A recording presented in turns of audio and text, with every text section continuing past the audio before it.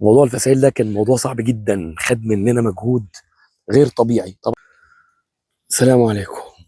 تعالوا نعمل جولة في الزراعات الحديثة في بشاير سيوة. بسم الله ما شاء الله. هحاول ما افوتش واحدة.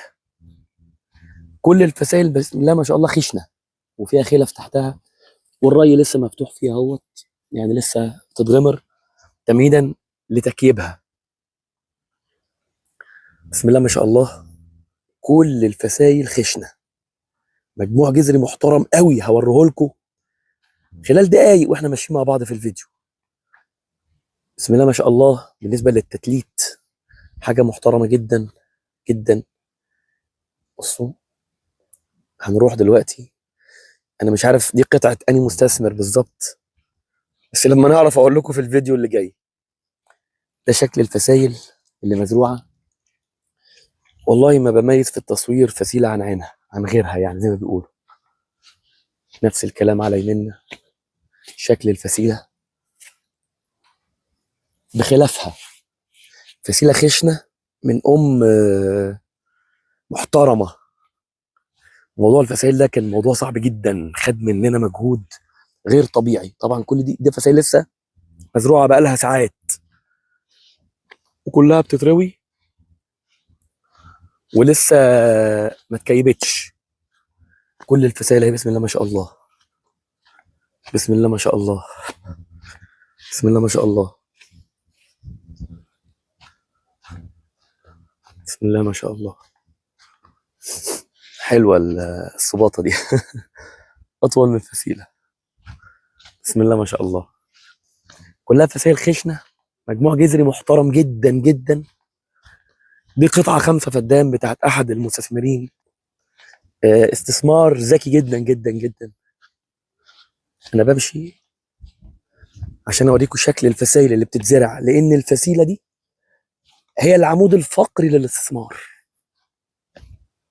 الفسيله العمود الفقري للاستثمار.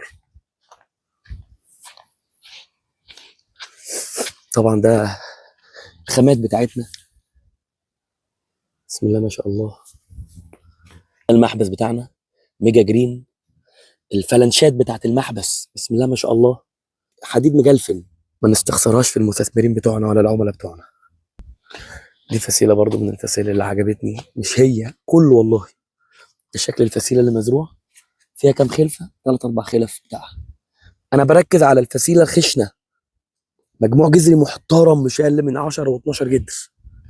يعني انا مستمتع بشكل النخل، وقصدت اعمل فيديو قبل ما يتكيب. بسم الله ما شاء الله. لان الفسيله هي قوام الاستثمار. بنعمل كل المجهود ده علشان نحط الفسيله دي وتنجح. طبعا ده شكل طبعا احنا بنغطس في الحشر والفطري 5 دقايق 10 دقايق ربع ساعه على حسب ما بتروح. تعالى افرجكم واخدكم في جوله كده على ال 15 20 فسيله دول. ده شكل الفسيله بتاعتنا. ده شكل المجموع الجذري بتاعها. فسيله محترمه. بسم الله ما شاء الله. حاجه محترمه. بسم الله ما شاء الله اللي انا وريتها لكم وهي مزروعه دلوقتي. بسم الله ما شاء الله. هنروح لابراهيم. قابلني الباشمهندس ابراهيم. اخبار الفسائل النهارده ايه؟ والله الحمد لله الفسائل بسم الله ما شاء الله. يعني احنا بننقي الفسائل دايما زي ما قلنا، بننقيها بالمهندسين عندنا، بالعمال بنعملها، بنهتم جدا. تعالى ورينا كده عربيه الفسائل لسه جايه. تعالى اتفضل. دي قطعه كام؟ انا بقول قطعه 4 تقريبا. قطعه 4 بشاير 4. بشاير 4.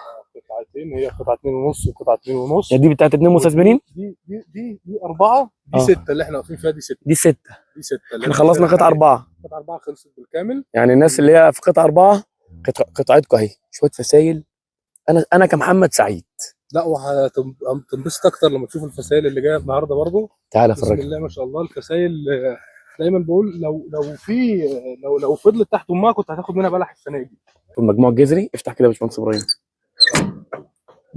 بسم الله ما شاء الله. بيقولوا عليها فسيله خشنه.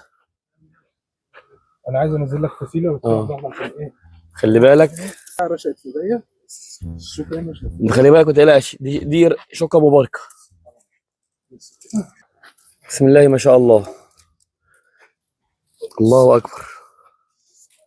دي فسيله معاها فسيله. بسم الله ما شاء الله.